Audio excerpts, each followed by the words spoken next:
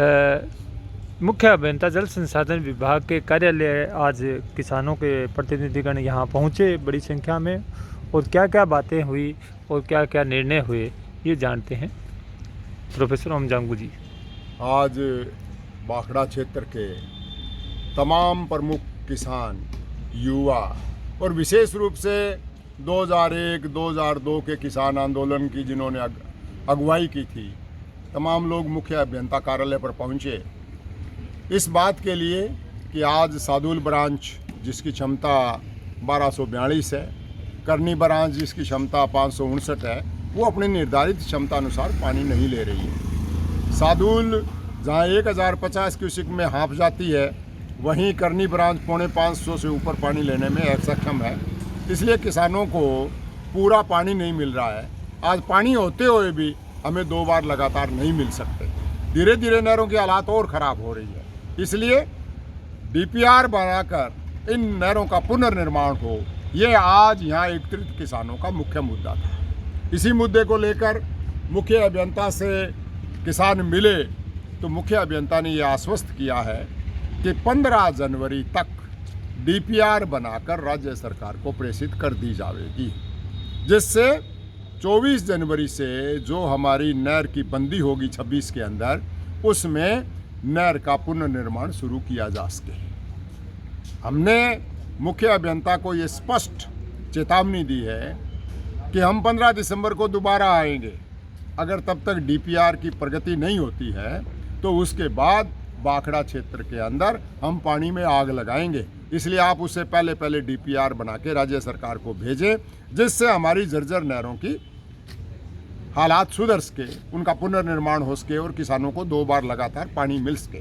मुख्य अभियंता ने यह भी आश्वस्त किया है कि वो आज ही अपने 1 एईएन और 2 जेईएन की एक कमेटी बना देते हैं, जिसमें 2 किसान प्रतिनिधियों को भी रख दिया जाता है, और वो आज जो नहर की हालात है उसका जायज़ा लेंगे और अस्थायी रूप में कहीं मरम्मत करके 100-200 क्यूसिक पानी अगर और लिया जा सकता है तो उसकी व्यवस्था भी हम करवाएंगे।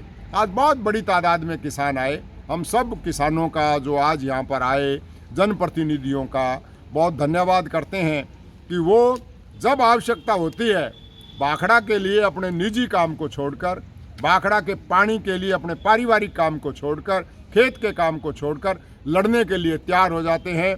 और निश्चित ही हालात 2002 जैसे बनते जा रहे हैं कि अगर डीपीआर नहीं बनी और पुनर्निर्माण नहीं हुआ तो राजस्थान सरकार हो और चाहे सिंचाई विभाग हो, उसके लिए इस क्षेत्र के आंदोलन का सामना करना मुश्किल हो जाएगा। अब की बार एक अवसर था, पूरा पानी था, और हम जो नहरों की कमी के चलते उसको ले नहीं पाए। अगली बार के लिए आप क्या उम्मीद करते हैं, क्योंकि ये जो आज जो आए हैं वो एक भविष्य के लिए आए हैं कि आगे और पानी नहीं घटे, उसमें बढ़ोतरी हो, तो किस तरीके का हमने मुख्य अभियंता से यही बात कही कि लाखों क्यूसिक पानी पाकिस्तान गया और हमारी नहर 1200 क्यूसिक पानी को तरसती रही, क्योंकि हमारी क्षमता नहीं है। हमारी नहरों को जर्जर कर दिया। आज करनी और सादुल ब्रांच 70 साल की हो गई, इनका पुनर्निर्माण नहीं हो रहा है। पुनर्निर्माण का प्रोजेक्ट नहीं बन रहा है, होना अलग बात है।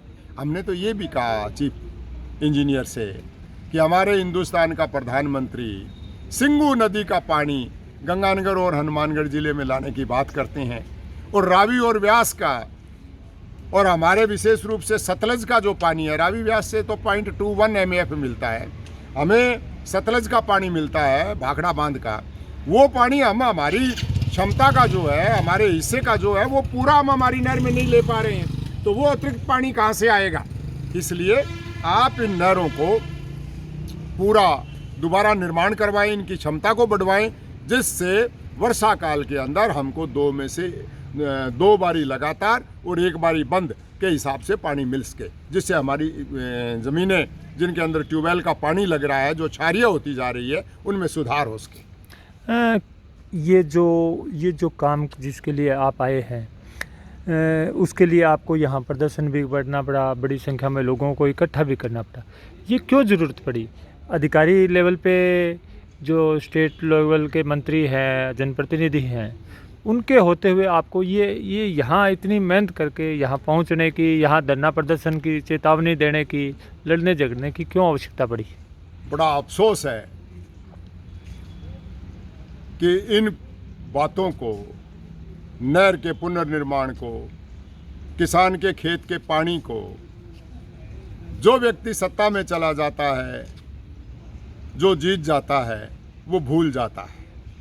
चाहे मेरी बात उनको कितनी कड़वी लगे, अरे किसानों के बेटे एमएलए हैं, किसानों के बेटे एमएलए हैं, किसान की वोट से बने हैं, किसानों ने उनको सर माथे पर बिठाया है।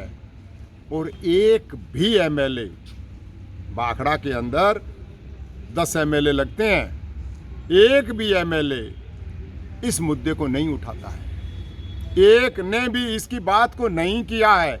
मुझे तो अफसोस हुआ जब रेगुलेशन की बैठक में इस मुद्दे की बजाय कि पानी भाखड़ा को मिले, लोग दूसरी बात, हमारे जनप्रतिनिधि दूसरी बात करने लग गए, तीसरी बात करने लग गए इस मुद्दे से ध्यान हटाने के लिए।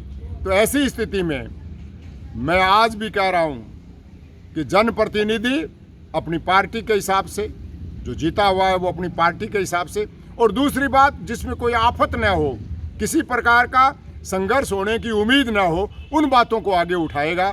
इन मुद्दों पर वो नहीं आएगा, कभी नहीं आते हैं, आज क्या कभी नहीं आते हैं। इसलिए हम लोग जो भाखड़ा के हैं, आज तमाम वो लोग जो 2002 में भी थे, चलकर आए हैं, किस लिए? बूढ़े हो गए।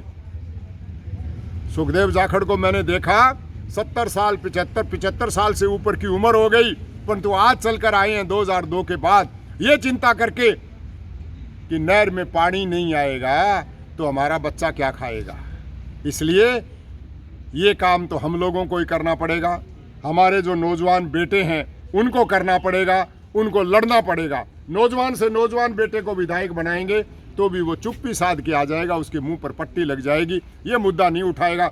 जब हम ये मुद्दा यहाँ उठाएंगे और उनको भी घेरे में लेंगे, तब भी वो कोई हमारी चिंता करेंगे, अन्यथा चिंता नहीं करेंगे। अपने क्षेत्र में एक बात है, मुख्य रूप से जो भी जनप्रतिनिधि है, छोटे से लेकर बड़े तक, वो वापस रिपीट होके नहीं आते।